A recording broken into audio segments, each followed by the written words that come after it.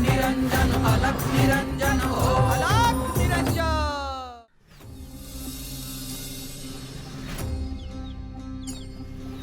भस्मांकित शिव स्वरूप ललाटी शोभत त्रिपुंड।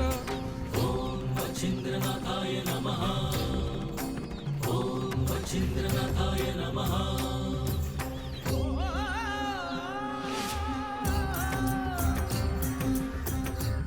मच्छिंद्र, तू ज्या भूमीत आला आहेस ती अत्यंत पवित्र आहे। या भूमीत तू आला आहेस हा केवळ योगायोग नाही, या पवित्र भूमीचे ही संचित असे आहे की नाथ परंपरेतील सर्वात महत्वपूर्ण घटना इथे घडेल।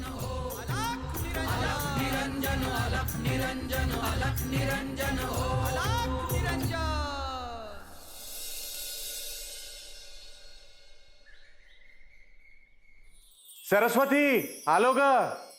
आले आले। आजचा प्रदोष पार पडला। हो, पण रात्रीच्या वेळी महादेवाच्या मंदिरात का गेला होता तुम्ही? अगं व्रत आहे ते, असं मोडून कसं चालेल? तुम्ही काही माझं ऐकणार नाही। बरं, महत्वाचं सांगायचं म्हणजे येताना एक योगी ध्यानस्थ बसलेले दिसले, त्यांचं दर्शन घेऊन आलो। काय तेज होता। आहो, पण सांज वेळी असं घराबाहेर पडू नये। तुम्ही का बाहेर गेलात? थोडी स्वतःची काळजी घ्या। सरस्वती, मला काहीही होणार नाही। मी सगळं काही महादेवावर सोपवलंय, तू उगी काळजी करू नको बरं।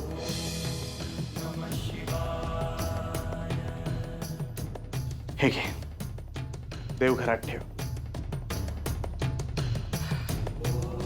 आणि हो, महत्वाचं सांगायचं राहिलं, ते योगी उद्या आपल्या घरी येणार आहेत, लक्षात असू दे।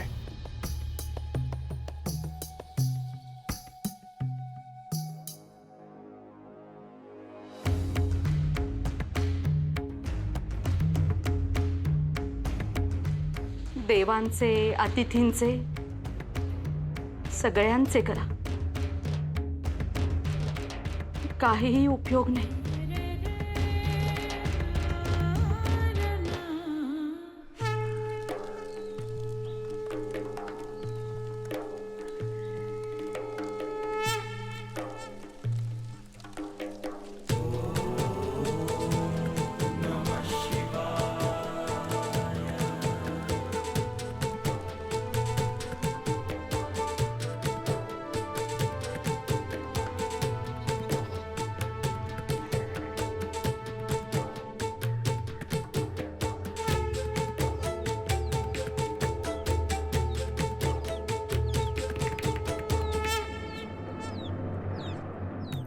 यांना आपण कालच पाहिलं होतं ना? हो, हे तेच आहेत जे आपल्याला काल गावाच्या बाहेर भेटले होते। या गावात येतील असं वाटले देखील नव्हतं। इथंच बोलत बसूया का जाऊन दर्शन घेऊया? जाऊया।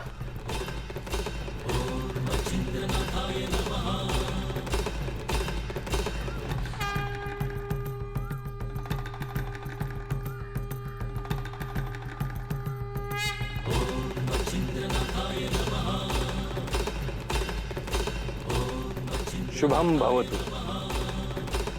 हे ईश्वर, एक विचारू का? अहो, गावाबाहेर ही घनदाट झाड आहेत, अंधार पडलाय, साप, विंचू, काटे आहेत, हिंस्र प्राणी सुद्धा आहेत। तुम्हाला भीती नाही का वाटत? प्रत्येक जीवात एकच आत्मा आहे, भीती कशाला वाटली पाहिजे?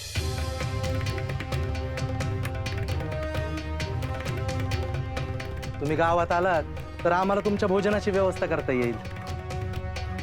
माझे काही नियम आहेत, मी कोणाच्याही घरामध्ये भोजन करायला जात नाही। बरं, मग आम्ही तुमच्यासाठी काही करू का? तुम्ही विचारलत त्यातच सगळं आलं। परंतु मला आता काही नको. ही लाकडं पेटवलीत ते बरं केलं.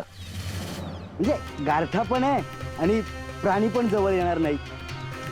त्यासाठी हा अग्नी प्रज्वलित नाही केला. श्री महादेव, श्री गुरुदत्त यांचे स्मरण करून मंत्रशक्तीने हा अग्नी प्रज्वलित केला आहे.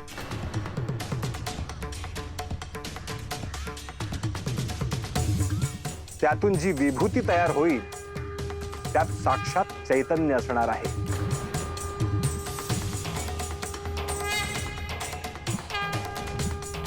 गावात आलात तर आमच्या घरी या. येतो आम्ही. हो.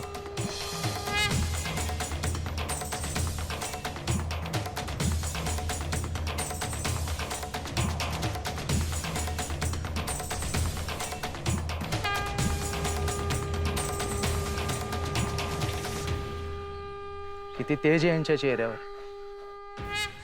हे कोणी साधे सुधे योगी दिसत नाहीये. उद्या ज्यांच्या घरी जातील ना त्यांचं भाग्य उजळेल बघ. अलख निरंजन, अलख निरंजन, अलख निरंजन, हो अलख निरंजन, अलख निरंजन, अलख निरंजन.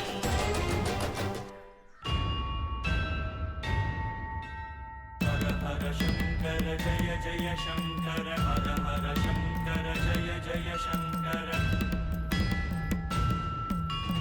हर हर शंकर जय जय शंकर, हर हर शंकर जय जय शंकर.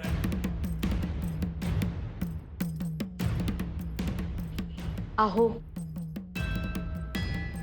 मी काय म्हणते, रात्र खूप झालीये. आता तरी थोडी विश्रांती घ्या. पूजा संपून आलोच मी.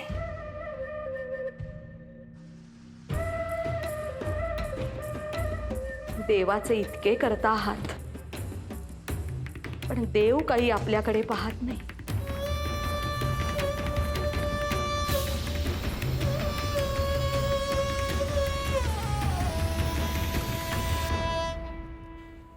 सरस्वती,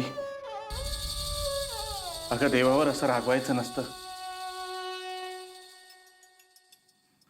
आणि एक गोष्ट ध्यानात ठेव, आपल्या दारात कोणी यती, योगी, साधू, ऋषीमुनी आले तर त्यांना विनमुख पाठवू नको बरं.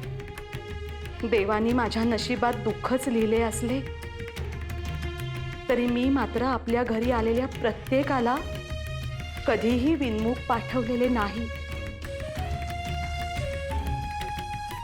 आणि पाठवणार पण नाही.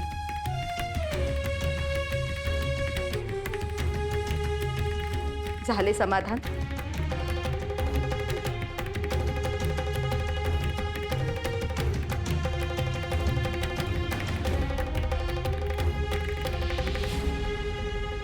येते मी.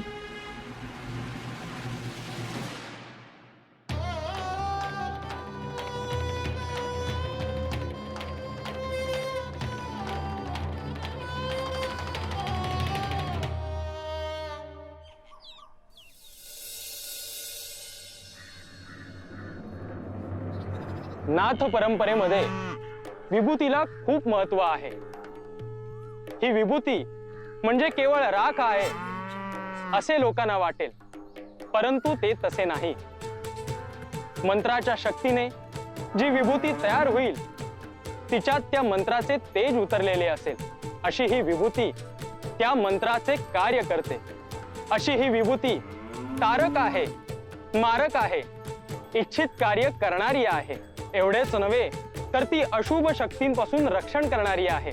नाथ परंपरेत या विभूतीचे महत्व भविष्यातही कायम राहील.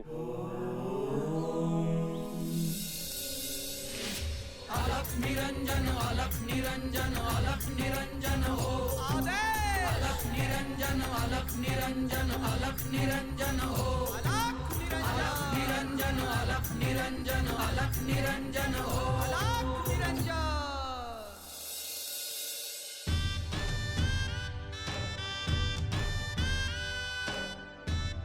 रामण्णा, अहो रामण्णा, हे आधी उचला आणि बाहेर नेऊन ठेवा बघू. सावकाश.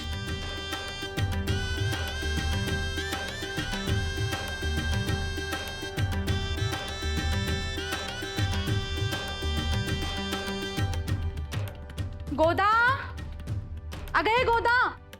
हा आले आले. हे घे, हे धान्य तेवढं मला दळून दे. महादेवासाठी नैवेद्य तयार करायचे. निघ. अगं अगं, तिकडे कुठे गोदा? इकडे. अरे हो, विसरलेच मी. वेंधळीचेस.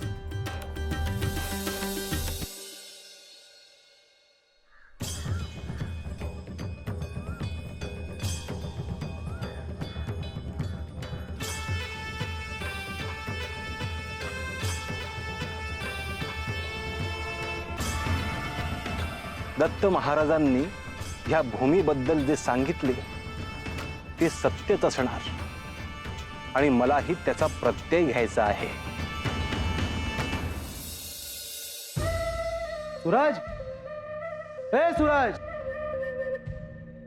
आहेस का घरात? अगो बाई, कोण भाऊजी? या ना, या बसा. अहो नाही वहिनी, घाई आहे. बरं. अहो हे पूजा करतायत. काही काम होतं का? वहिनी घरी अतिथी आले आहेत, त्यांना लघुरुद्र करायचं आहे आणि मी म्हटलं आपल्या सूरज व्यतिरिक्त उत्तम लघुरुद्र कोण करू शकतं, म्हणून लगेचच बोलवायला आलो. बरोबर आहे, पण भाऊजी तुम्हालाही ठाऊक आहे ना यांना पूजा संपायला किती वेळ लागतो ते. तुम्ही थांबता का थोड्या वेळ? मी दूध घेऊन येते तुमच्यासाठी. गोदा, अगं हे गोदा, भाऊजींसाठी दूध आण बरं.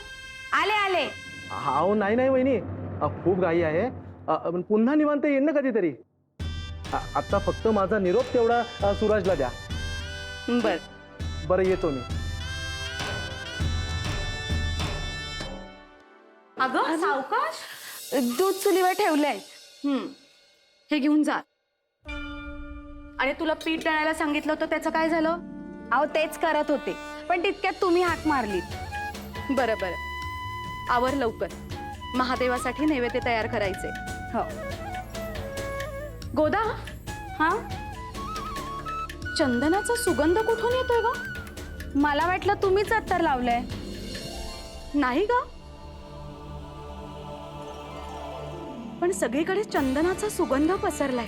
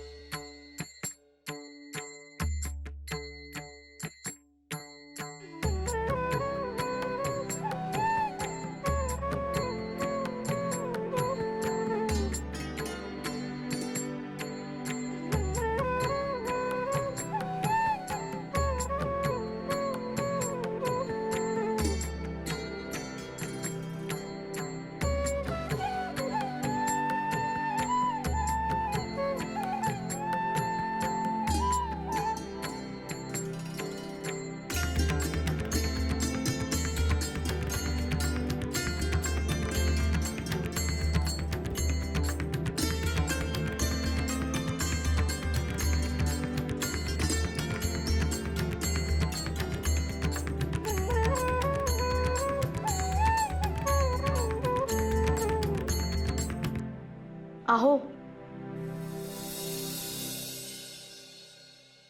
हरिभाऊजी येऊन गेले.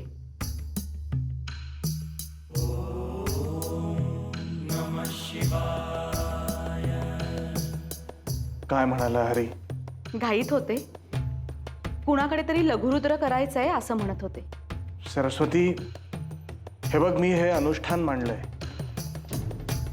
ते पूर्ण होईपर्यंत मी काय इथनं उठणार नाही.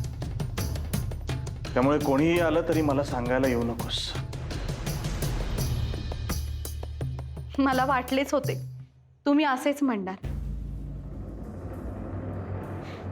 अहो, पण नेहमी तुम्हीच म्हणता ना, देव कुठल्या रूपात येईल हे सांगता येत नाही म्हणून. सरस्वती, तुझ्यातही मी देवच पाहतो. हिश्य, काहीतरीच आहे तुमचं.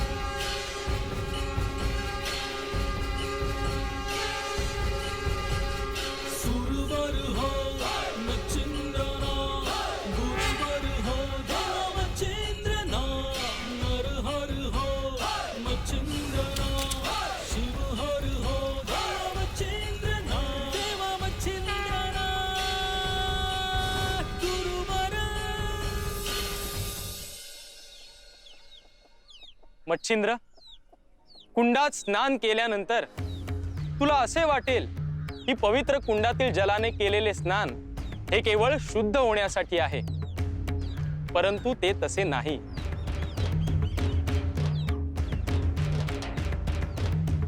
या कुंडात स्नान केल्यानंतर तुझ्या भोवती एक कवच तयार झाले आहे.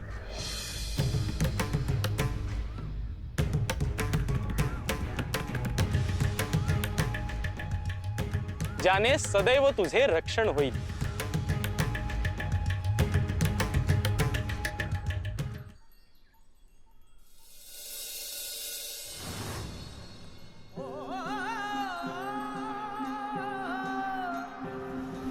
भस्मांकित शिव स्वरूप ललाटी शोभत त्रिपुंड सिद्ध योगी वितरागी धग धगते तेज कुंड सज्जनासी संजीवन दुरितांचे निर्दालन जगदोद्धारास्तव जणू प्रकटति नवनारायण. सृष्टीच्या स्पंदनात काळाच्या मंथनात दुम दुम तो दुम दुम तो दुम दुम तो दुम दुम तो एक नाद व्यापुनी त्रिभुवन. अलख निरंजन अलख निरंजन अलख निरंजन हो आदे. अलख निरंजन अलख निरंजन अलख निरंजन हो. अलख निरंजन अलख निरंजन अलख निरंजन हो आदे. अलख निरंजन अलख निरंजन अलख निरंजन हो. अलख निरंजन.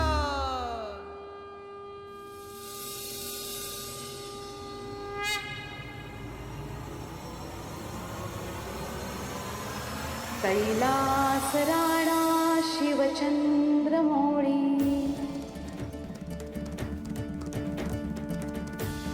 फणींद्र माता मुकुटी झळाळी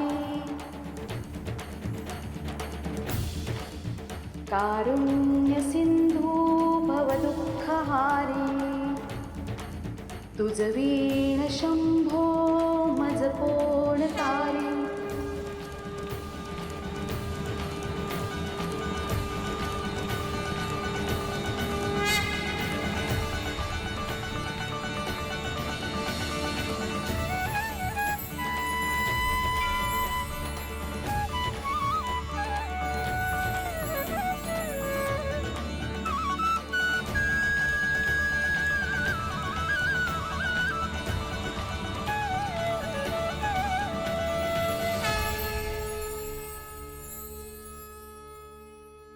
अलख निरंजन.